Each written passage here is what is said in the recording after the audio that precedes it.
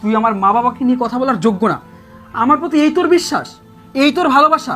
তুই এতদিন আমার সাথে সংসার করে আমাকে এইটুকু চিনলি? তুমি কি ভেবেছিলে আমি তোমাকে ঠকাচ্ছি, তোমার সাথে প্রতারণা করতেছি? না, আমি তোমাকে আগে যেমন ভালোবাসতাম এখনও তেমনই ভালোবাসি।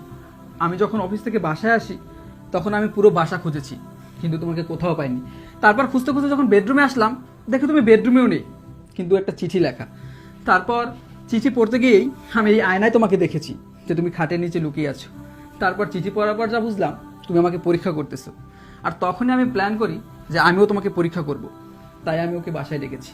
আসলে ওর সাথে আমার কোনো সম্পর্ক নেই, আমার মামাতো বোন। ওকে আমি আমার প্রেমিকা সাজিয়ে বাসায় নিয়ে আসছি তোমাকে পরীক্ষা করার জন্য। দেখলাম যে তুমি কি করো, কিন্তু এখন দেখি তুমি একদম সিরিয়াস। আমার প্রতি তোমার যে বিশ্বাস, ভালোবাসা, ভরসা ছিল, সেটা এখন আর আজ নেই। দেখো, প্রত্যেকটা সংসারেই ভালোবাসা থাকাটা জরুরি, বিশ্বাস থাকাটা জরুরি।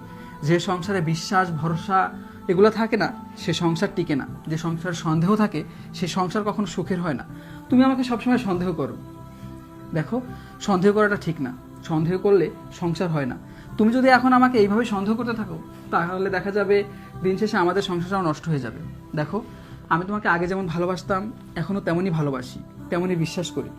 তুমি এসব সন্দেহ করা বাদ দাও। আসলে দেখো, আমার এই ভুলটা হয়েছে। আমি সব সময় ভাবতাম হয়তো তুমি আমাকে ভালোবাসো না, হয়তো তুমি অন্য কোনো মেয়েদের সাথে রিলেশন করো। মানে এগুলো সব সময় আমার মাথার ভিতরে ঘুরতো, যার কারণে আমি এরকম একটা কাজ করছি। তুমি আমাকে ভুল বুঝো না, আমি সত্যি তোমাকে অনেক ভালোবাসি।